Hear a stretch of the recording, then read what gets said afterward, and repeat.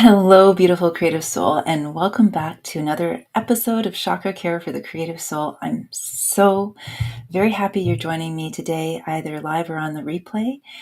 And today's topic is all about why digital detoxing is so essential for living in the creative age, this new age that's emerging that we're all co-creating together.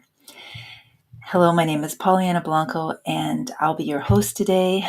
I am a sacred self-care coach, a creative midwife, helping busy light workers like yourself to care as much for themselves as they care for the world, excuse me, while they're birthing their dreams. And I know right now the world needs you to share your sacred soul gifts with the world. I don't need to tell you, we all know this. So much is shifting so rapidly. And today I really felt guided and inspired to just hand on heart offer you a little bit of soul balm moving into this week. Because really, one of the things that's been changing so rapidly and so quickly is this digital age that we're in. And I just said digital age, and I also a few moments ago said creative age. And what's been this is a bit of an inspired message today that I feel guided to just allow to move through me, a little bit of an inspired speech today, that I see it as there are two streams of that we can stand in and experience both simultaneously because everything's interconnected. And at the same time, one may be more dominant in our experience here on earth than the other, depending on how we're directing and using our focus and what we're committed to paying attention to in our lives. So I'm going to invite you just to place your hands on your heart. And I just feel really guided right now when I feel into the energy today for all of us to just encourage us to take a moment and invite you to join me in a beautiful Ave Sa breath. This is a beautiful breath from my beloved spiritual teachers, Sri Ramka and Master Lady Kira Ra. They'll be on today again at 12 noon Eastern, and they're going to be sharing some really powerful November revelations. So you're not going to want to miss it. Make sure you hop on Oneness Talk Radio, Facebook, or YouTube Live so that you can participate in the chat and get your questions answered. I'm going to be keeping this a little briefer today, too, in honor of the fact that they'll be on shortly after me. So right now, hands on heart, deep breath in. And again, if you're not familiar with this breath, we're going to start with an Ave on the inhalation. And this is a beautiful surrendering to the divine. And then on the exhalation, we're going to exhale Sa. And this is a beautiful allowing what wants to emerge and be revealed to us to, be noticed through our awareness. And on the exhalation, as we move to the completion of it, we're going to allow a beautiful smile to form on our face. So I invite you to join me in that now. Ave Sa. Feeling the warmth of your hands on your heart and the warmth of your heart on your hands. Again, Ave Sa.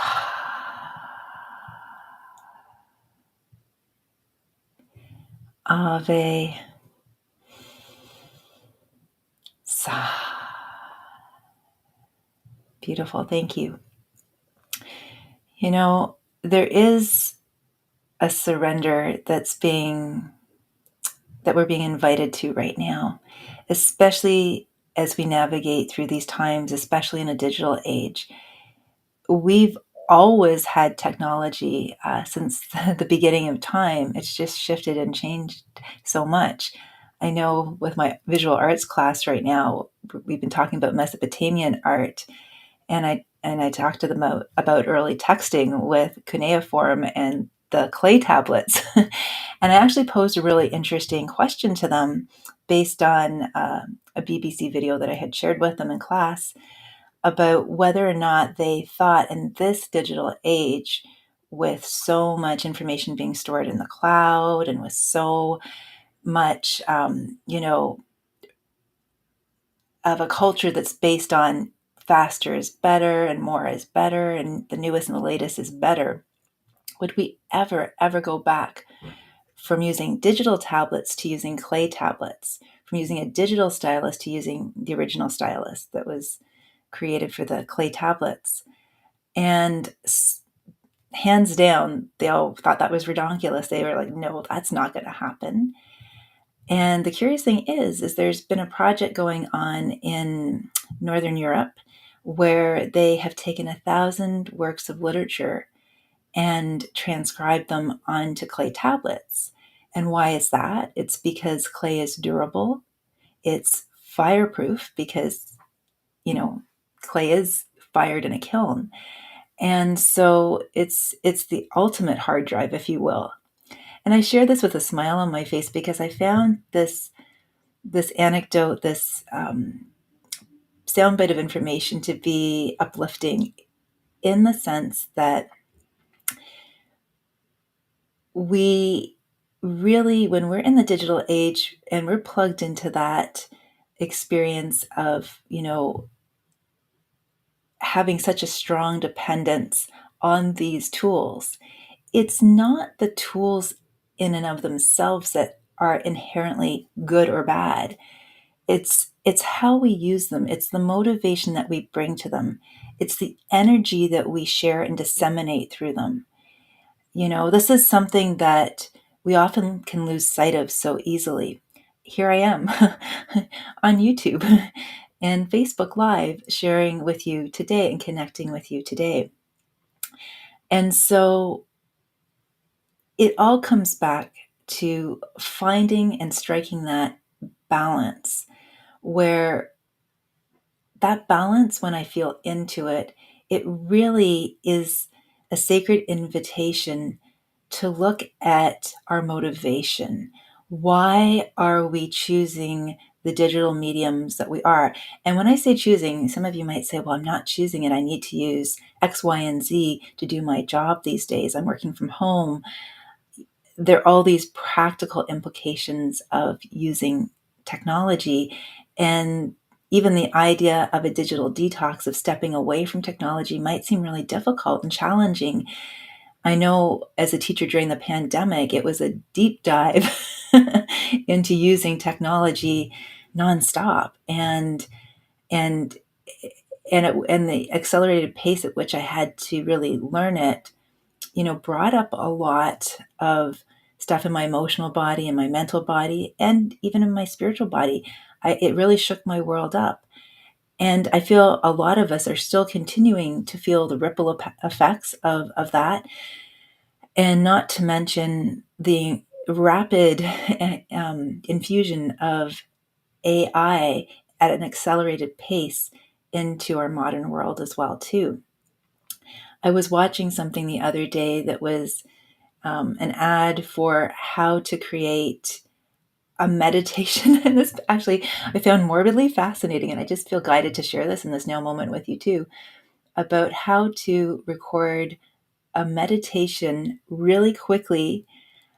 And it was so transparent to me that the energy even in the video was so frenetic is a word I want to say. It was so agitated and so, like the feeling I would have if I'd stuck my finger in an electric socket. And I say this lovingly and with compassion and acceptance. I find it amusing because what is emerging right now is a really powerful choice for all of us in how we navigate this. And for each and every one of us, it's going to bring up different experiences, different emotions, different thoughts, it's going to reveal to us limiting beliefs, thought patterns, strongholds, energetic strongholds that perhaps are no longer working for us. it's going to amplify and intensify them. I know it's done that for me. I have hit my head against a proverbial brick wall a number of times with technology. And so if we can put a larger, hold this in a larger container, allow a frame to form around our experience in this digital age with technology, then it's an invitation to really see it as being showing up in our now experience to help us to heal and to grow and to reconnect ultimately with ourselves. Where the sort of the two paths start to fork is when we give too much of ourselves away and lose ourselves in in this relationship we have with technology, and allow it to consume us and to obsess us and to control us. And so the on the other path is this recognition that we are conscious co-creators. We are the divine in human form, creating this now experience, co-creating this now experience through the power of our awareness, our intentions, our choice, and our, energetic frequency that we're able to sustain. There always are going to be fluctuations in our experience emotionally and mentally as we navigate life. That's just part of the journey. It's the capacity to recognize when we are feeling triggered or something is shifting us very rapidly into exhaustion, into anxiety, into maybe even frustration. And that balance that we held a moment ago is shifting into imbalance. We're losing that perspective. We're losing that connection to the divine at all times in those moments when we are feeling perhaps overwhelmed or insecure or anxious. And hand on heart, I mean, this is sort of a heavy topic in a way, and yet it's a very hopeful one, because again, the power lies in that moment where, as conscious co-creators, and this is something, I mean, I was raised in an artistically creative family. My mother was, I'm just checking the time here. My mother was, and still is, a poet, a writer, a children's novelist. My father was a chef, and I studied art all through school. So I was sort of really in this experience of artistic creativity. And as I've traveled through life, I've opened to this, expanded my experience of creativity to include how I choose to live my life every day, to include my spiritual practice, to include that process is what I want to say for staying online with the divine, and being there for myself, showing up for myself through sacred self-care practices to navigate those ups and downs, and in an intention to stabilize them so that I can sustain that divine connection for longer and longer periods of time with less interference energy from all the static and noise in the outer world, so that I can then begin to notice what I've been missing. You see, that's another big part of the creative age. The creative age is about noticing what is here. And what I see a lot right now, memes and jokes and funny things about the digital age, there's a lot about tuning out and getting offline. And the part of me that is, of Greek heritage kind of smiles at that too, because that love of balance, I think, is in my DNA. And it's like, if we take one thing out of our lives, nature abhors a vacuum. What are we going to invite in? What are we going to this sounds a bit clunky, but I'm going to just say it, replace it with, you know, if we're going to go offline, then let's get back online with the divine. Again, some of the semantics out there about unplugging and getting offline are, I totally get it. And this is a big part of digital detoxing for sure.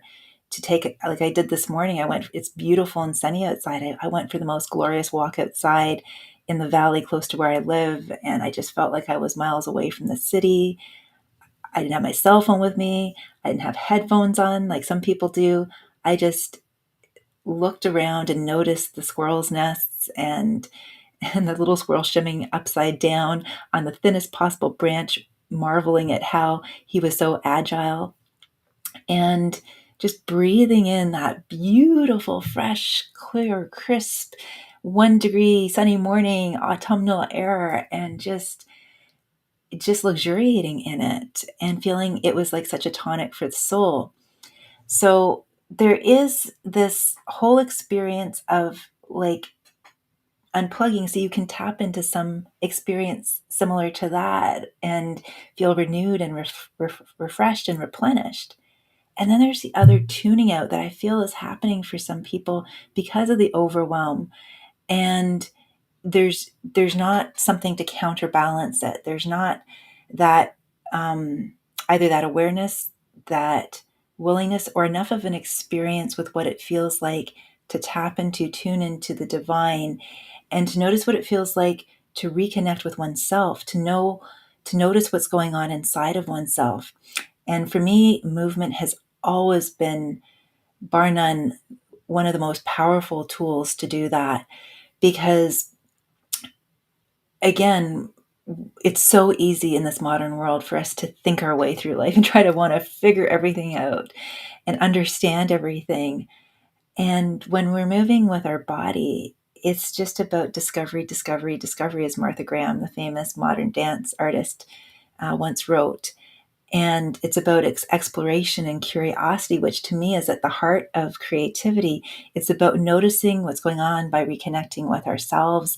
It's about then carrying that capacity to connect with ourselves, to notice that we are so much more than just this moving body in space, that there's a life force energy pulsating and breathing and animating us. And that's so much larger than us because it's not just in us, it's in all of us. And then that's when we start to begin to expand beyond this perception of a limited, separated self. And we feel it. We feel how good and nourishing it is and ever replenishing. And then we get enraptured with that feeling. And then we want to share that feeling with others. And then we start to notice things we've been missing when we were unplugged, offline, and maybe feeling just the weight of all of it and missing the juicy good stuff. So I remember years ago, I was standing in the kitchen one winter evening with my mom, and she was just doing dishes. And I was always a very curious child, and I was in high school then, I believe, maybe grade 10 or something like that. And I guess it must have been something we'd been talking about at school. And I said, Mom, I wonder what comes after the scientific revolution. And she was very quiet and just gave me time and presence to be with my own thoughts. And then I felt it come through so strongly. I said, the next revolution is going to be a creative one. I just felt it. I just knew it. And I feel like that's what we're in right now. Rather than trying to pin everything down, it's about opening everything up. It's about noticing the infinite creative possibilities, kind of like a choose your own adventure novel, and noticing with the help of and the assistance of our intuition. Some people are calling this the intuition age as well too, is about noticing that everything is interconnected. And it's interesting and it's curious too, because the internet is so much a platform to sort of mirror that interconnection that we all have. And at the same time, the interconnection that we have as conscious co-creators is ever present too. And so it goes back to the very first point I started to share around how are we using these tools? What is motivating us to use these tools? And what is coming up for us emotionally, mentally, spiritually, even physically? It could be eye strain, fatigue, sore muscles from sitting too long, to comparing ourselves to others on social media, or to or it could be something very positive too. It's just noticing what we're noticing, because this digital age we're in is a very powerful mirror that is inviting us to ultimately remember we have our own inner technology inside of us. And if we're not sure how to tune into and tap into that inner technology, there are so many ways out there, and it's time to start slowing down and creating some calm inside and some spaciousness away from all the constant stimulation of the digital age, so that you can actually begin to lean into and hear what that could be, to let each moment reveal to you what it has to show you, to relax the chatter of the mind, and feel into the high heart, not the human heart that's still wounded. My teacher Sri was talking about this recently, and I thought it was such a powerful message, and I want to acknowledge that aha moment that he shared that really, really, really activated something in me. That the human heart is where we still carry some old resentments, wounds, grief. It's part of the human journey, and yet the higher heart is that beautiful sea of neutrality that anchors and stabilizes that ascent into our expanded presence, that